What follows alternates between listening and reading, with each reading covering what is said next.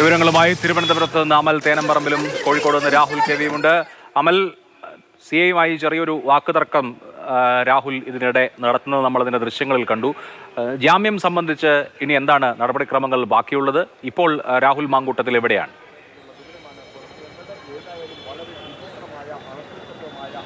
രാഹുലിനെ cantonment police സ്റ്റേഷനിൽ കൊണ്ടുവന്ന് അറസ്റ്റ് രേഖപ്പെടുത്തി വൈദ്യപരിശോധനയ്ക്കായി ഫോർട്ട് ആശുപത്രിയിലേക്ക് എത്തിച്ചു. അതിനുശേഷം ഇപ്പോൾ കോടതിയിൽ ഹാജരാക്കിയ കേസിന്റെ വാദം പൂർത്തിയായിട്ടുണ്ട്. ഉച്ചയ്ക്ക് ശേഷം വിധി പറയാനായാണ് കോടതി ജാമ്യാപേക്ഷ മാറ്റിയിരിക്കുന്നത്. അതിൽ വിധിയുണ്ടാകും.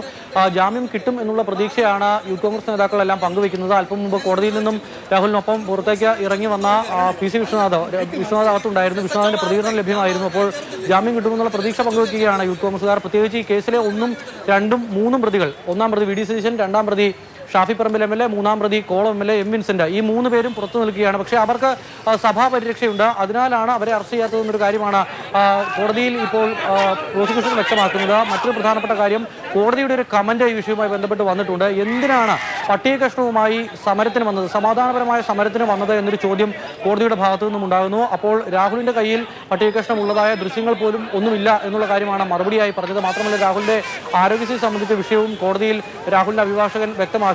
പിരിഞ്ഞുപോയ പ്രവർത്തകരെ തിരിച്ചു കൊണ്ടുവന്ന് രാഹുൽ ആക്രമണം നടത്തി എന്നുള്ളതാണ് രാഹുലിനെതിരെ പ്രോസിക്യൂഷൻ നയിക്കുന്ന ഏറ്റവും പ്രധാനപ്പെട്ട വാദം എന്ന് പറയുന്നത്. ഏതായാലും ജാമ്യ ഹർജിയിൽ അല്പസമയത്തിനകം തന്നെ ഈ ഉച്ചയ്ക്ക് ശേഷം വിധി ഉണ്ടാകും.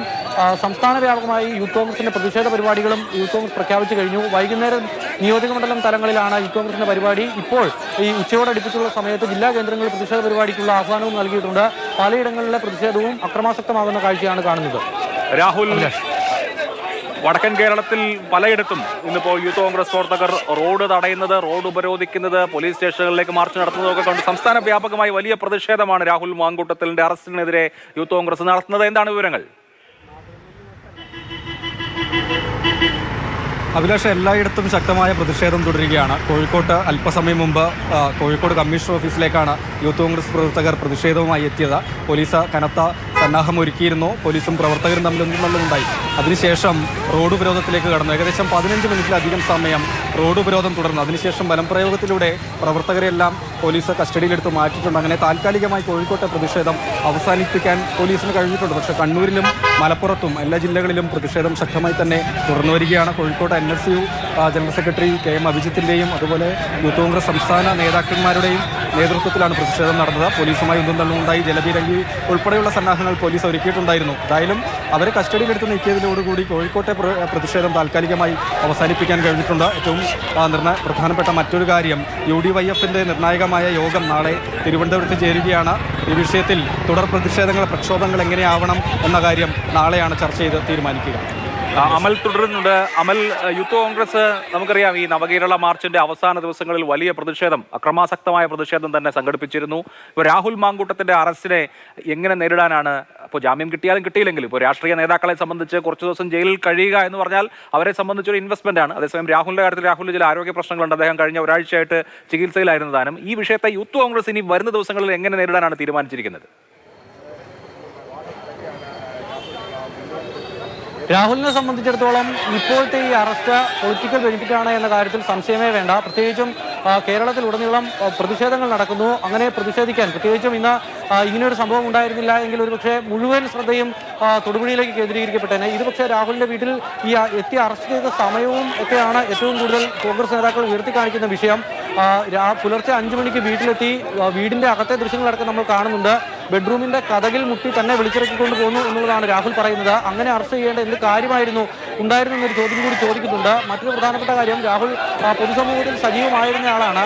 ഇതുപോലെ തന്നെ നേരത്തെ ശബരിനാഥിന്റെ വിഷയത്തിൽ ഇതുപോലെ ഒരു അറസ്റ്റ് നമ്മൾ കണ്ടതാണ്. അതോടൊപ്പം തന്നെ PC ജോർജിനെ അറസ്റ്റ് ചെയ്ത് ഈ വഞ്ചിയൂർ കോടതിയിലേക്ക് തന്നെ എത്തിച്ചത് നമ്മൾ കണ്ടതാണ്. അന്നെല്ലാം കോടതിയുടെ ഭാഗത്തു നിന്നും പൊതുവായി ഉണ്ടായിരുന്ന ഒരു പരാമർശം എന്ന് പറയുന്നത് പൊതുസമൂഹത്തിൽ ഉണ്ടായിരുന്ന, ഒളിവിൽ പോകാത്ത, വിളിച്ചാൽ ചോദ്യം ചെയ്താൽ വിളിപ്പിച്ചാൽ വരുമായിരുന്ന ആളുകളെയാണ് ഇങ്ങനെ അറസ്റ്റ് ചെയ്തതെന്നൊരു പരാമർശമൊക്കെ അന്ന് പല ഘട്ടങ്ങളിലായി അതിന് സമാനമായ പരാമർശങ്ങളൊക്കെ കോടതി നടത്തിപ്പോയിരുന്നു. അപ്പോൾ അതെല്ലാം ഉപയോഗപ്പെടുത്തുക എന്നുള്ളത് തന്നെയാണ് കോൺഗ്രസിന്റെ നീക്കം എന്ന് പറയുന്നത്. യൂത്ത് കോൺഗ്രസിന്റെ പ്രതിഷേധം സംസ്ഥാന വ്യാപകമായി ഉണ്ടാകുന്നു.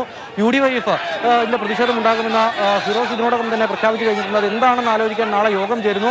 മറ്റൊരു കാര്യം എന്ന് പറയുന്നത്, പ്രതിപക്ഷ നേതാവ് VD സതീശൻ, M വിൻസെന്റ്, അതോടൊപ്പം തന്നെ ഷാഫി പറമ്പിൽ, ഇവർ 3 പേരും സഭയിലെ പ്രതിനിധികളാണ്. അപ്പോൾ സ്വാഭാവികമായും അവർ ഈ വിഷയത്തിൽ കേസിൽ ജാമ്യം എടുക്കില്ല എന്നൊരു കാര്യം പ്രഖ്യാപിച്ചു കഴിഞ്ഞിരിക്കുന്നു. അപ്പോൾ രാഹുലിന്റെ അറസ്റ്റിന് പിന്നാലെ കൂടുതൽ നടപടികൾ പോലീസിന്റെ ഭാഗത്തു നിന്നും ഇനി എങ്ങനെ ഉണ്ടാകും എന്നുള്ളതാണ് ഏറ്റവും പ്രധാനപ്പെട്ട കാര്യം. അവരെയൊക്കെ അറസ്റ്റ് ചെയ്യുന്ന തരത്തിലുള്ള കാര്യങ്ങളിലേക്ക് പോയാൽ കൂടുതൽ ഇത് ഗുരുതരമാകുമെന്ന കാര്യത്തിൽ വഷളാകുമെന്ന കാര്യത്തിൽ സംശയം വേണ്ട. പക്ഷേ ഏറ്റവും പ്രധാനപ്പെട്ട കാര്യം ചുമത്തിയിരിക്കുന്ന വകുപ്പുകളെല്ലാം അത്യന്തം ഗുരുതരമായ വകുപ്പുകളാണ്. അതിനാൽ ജാമ്യത്തിന്റെ കാര്യത്തിൽ നമുക്കൊന്നും ഉറപ്പിച്ചു പറയാൻ കഴിയാത്ത അവസ്ഥ. PDPP അടക്കം പൊതുമുതൽ നശിപ്പിച്ച വകുപ്പ് അടക്കം ചുമത്തിയിട്ടുണ്ട്. പോലീസിന്റെ കൃത്യനിർവഹണം തടസ്സപ്പെടുത്തിയെന്നടക്കം കൃത്യമായി അതിൽ പറയുന്നുണ്ട്. പോലീസിനെ ആക്രമിച്ചു എന്നതടക്കമുള്ള കാര്യങ്ങൾ പറയുന്നുണ്ട്. അതിനുള്ള ദൃശ്യങ്ങളടക്കം മാധ്യമങ്ങളിൽ കൃത്യമായി വരികയും ചെയ്തിരുന്നതാണ്. പോലീസിന് നേരെ യൂത്ത് കോൺഗ്രസ് പ്രവർത്തകരുടെ വലിയ തോതിലുള്ള ആക്രമണം ഉണ്ടാകുന്നത്. സമീപകാലത്തൊന്നും തലസ്ഥാനമായി കാണാത്ത അത്ര വലിയ അക്രമ സംഭവങ്ങളിലേക്കായിരുന്നു അന്നത്തെ യൂത്ത് കോൺഗ്രസിന്റെ സെക്രട്ടേറിയറ്റ് മാർച്ച് പോയത്. അതെല്ലാം നിലനിൽക്കെ എന്താകും ജാമ്യ ഹർജിയിലെ വിധി എന്നുള്ളതാണ് ഇനി ഏവരും കാത്തിരിക്കുന്നത്. അഭിലാഷ്, വലിയ പ്രതിഷേധം യൂത്ത് കോൺഗ്രസിന്റെ ഭാഗത്തു നിന്ന് ഉണ്ടാവുന്നുണ്ട്.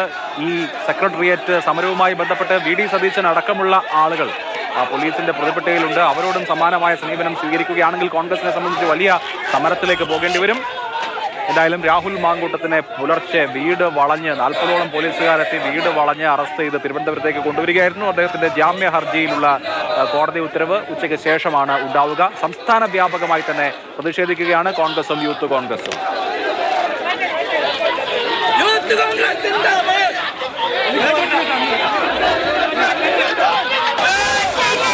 യൂത്ത് കോൺഗ്രസിന്റെ സംസ്ഥാന അധ്യക്ഷൻ രാഹുൽ മാങ്കൂട്ടത്തിനെ ഇന്ന് രാവിലെയാണ് പത്തനംതിട്ടയിലെ വീട്ടിൽ നിന്ന് പോലീസ് അറസ്റ്റ് ചെയ്തത്. നവകേരള സദസ്സുമായി ബന്ധപ്പെട്ട് യൂത്ത് കോൺഗ്രസ് നടത്തിയ സെക്രട്ടേറിയറ്റ് മാർച്ചിലെ അക്രമം, ആ അക്രമത്തെ സംബന്ധിച്ച കേസിലാണ് രാഹുൽ മാങ്കൂട്ടം പ്രതിയായ കേസിലാണ് അറസ്റ്റ് ഉണ്ടായിരിക്കുന്നത്. ആ കേസിൽ എന്തായാലും ഇപ്പോൾ അറസ്റ്റിന് ശേഷം കന്റോൺമെന്റ് പോലീസ് അറസ്റ്റ് രേഖപ്പെടുത്തിയതിനു ശേഷം വഞ്ചിയൂരിലെ കോടതിയിൽ ഹാജരാക്കിയിരിക്കുകയാണ്. ജാമ്യം തേടിയിട്ടുണ്ട്. ജാമ്യവുമായി ബന്ധപ്പെട്ട കോടതിയുടെ നിലപാട് അല്പസമയത്തിനകം അറിയാം. പ്രതിഷേധ സമരമാണെങ്കിൽ എന്തിനാണ് ആ പ്രതിഷേധ സമരത്തിൽ പട്ടിക കഷ്ണങ്ങളുമായി വരുന്നത് എന്നൊരു ചോദ്യം കോടതിയുടെ ഭാഗത്തു നിന്നുണ്ടായി. ഈ വാദത്തിനിടെയുള്ള ചോദ്യങ്ങൾ തന്നെ ആവണമെന്നില്ല കോടതിയുടെ അന്തിമമായ നിഗമനം. എന്തായാലും ഇതുമായി ബന്ധപ്പെട്ട് പൊതുപ്രവർത്തകരെ അറസ്റ്റ് ചെയ്യുന്ന കാര്യത്തിൽ പാലിക്കേണ്ട നടപടിക്രമങ്ങൾ പാലിച്ചോ തുടങ്ങിയ കാര്യങ്ങളൊക്കെ ചർച്ചയാകും.